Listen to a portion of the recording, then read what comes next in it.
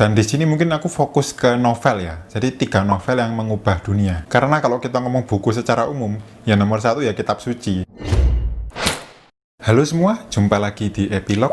Di video kali ini aku akan membagikan pilihan 3 buku atau 3 novel yang mengubah dunia. Ini bukan berdasarkan ranking, jadi bukan berarti 3 ini yang terbaik.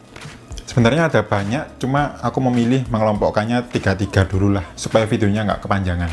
Dan di sini mungkin aku fokus ke novel ya, jadi 3 novel yang mengubah dunia. Karena kalau kita ngomong buku secara umum, ya nomor 1 ya kitab suci. Nah, karena ini bukan channel agama, jadi ya aku fokus ke 3 novel yang mengubah dunia. Oke, langsung saja. Yang pertama ada To Kill a Mockingbird, tulisan Harper Lee. Novel ini terbit tahun 1960, berlatar tahun 1930. Saat itu di Amerika sedang gencar politik apartheid. Jadi manusia kulit hitam diminorkan, dijadikan budak dan sebagainya.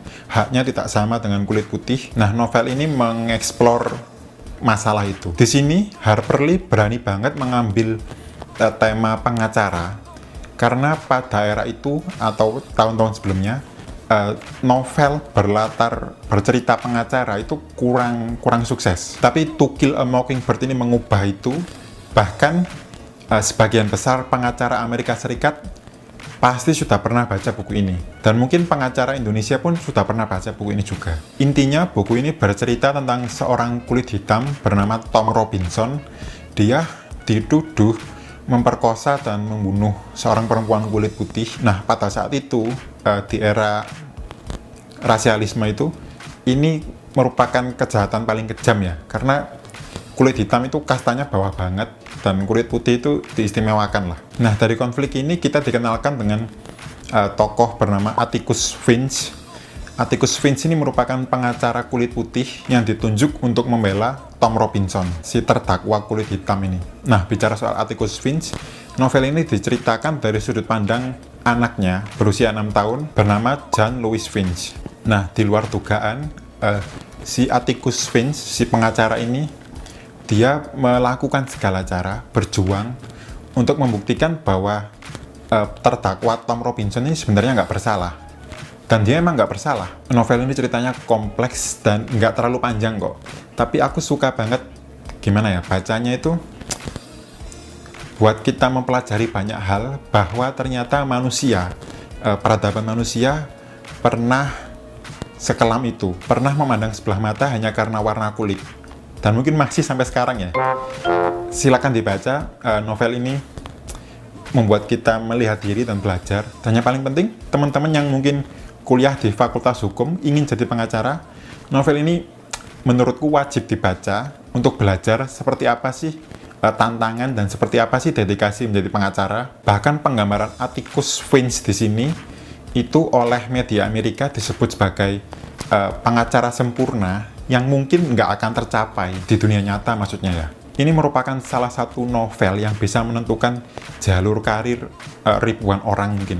Ya, terpusat di Amerika Serikat sana, tapi kurasa seluruh dunia sudah membaca novel ini dan sudah dibuat film juga kok. Jadi kalau sekarang kita sering lihat serial barat atau drakor soal pengacara-pengacara itu, Harper Lee puluhan tahun lalu sudah memulai terlebih dahulu.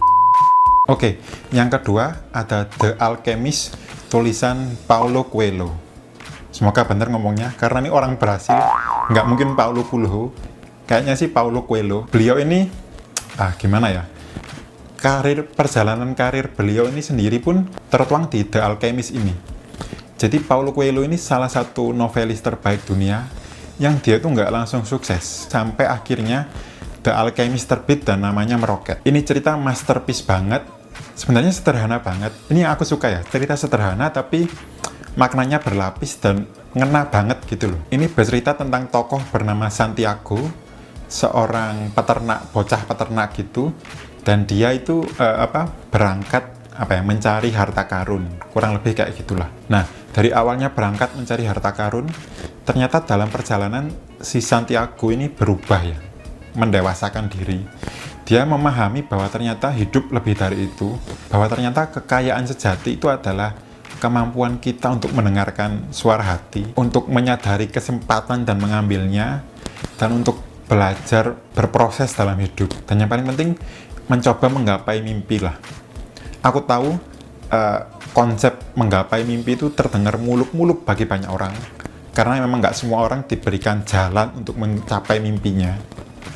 Cuma di buku ini, di The Alchemist ini pengemasannya pas banget, nggak dilebih-lebihkan. Kalau aku bilang, ini salah satu buku yang mengubah hidupku. Yang mungkin terdengar berlebihan, tapi faktanya emang seperti itu. When you really want something, the universe always conspires in your favor. Ini satu quotes yang ngena banget. Kalian pasti sering baca quotes-quotes yang bertebaran tentang alam semesta mendukungmu, alam semesta mendorongmu, alam semesta bekerja sama, membantumu. Itu asalnya dari buku ini. Nah, seperti yang aku bilang tadi, buku ini plotnya sederhana, mudah dibaca. Cuma kalau kita fokus ke plot sederhana itu, kita akan melewatkan makna berlapis di baliknya. Buku ini mungkin agak-agak sedikit filosofis gitu ya. Nggak berat, ini uniknya. Dia filosofis tapi dia nggak berat, jadi mudah dinikmati. Menurutku pribadi, The Alchemist adalah salah satu buku yang wajib ada di rak bukumu. Ya seenggaknya harus dibaca sekali lah. Nah, tadi di buku pertama, To Kill a Mockingbird, kita belajar soal profesi ya, buku soal profesi dan rasialisme. Di buku kedua tentang pencarian hidup, The Alchemist, pencarian hidup, pencarian makna hidup, semacam itulah. Dan di buku ketiga ini, kita belajar bagaimana hidup sebagai warga negara dalam tulisan George Orwell 1984. Nah, review untuk buku ini sudah aku buat khusus, silakan dicek di sini, atau di sini ya. Silakan dicek. Di sini aku ulas singkat kembali aja. Buku ini mengajarkan kita tentang gimana ya, supaya kita nggak gampang kaget melihat gejolak panasnya politik negeri kita sendiri. Buku ini ditulis puluhan tahun lalu, tapi masih relevan banget sampai sekarang.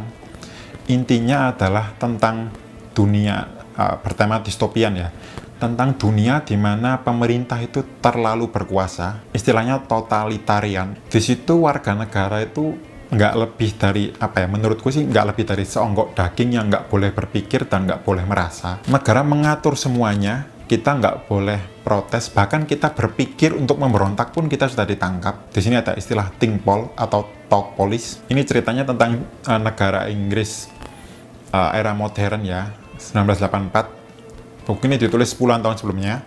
Tulisan George Orwell ini mendahului zaman lah, bahkan masih relevan sampai sekarang.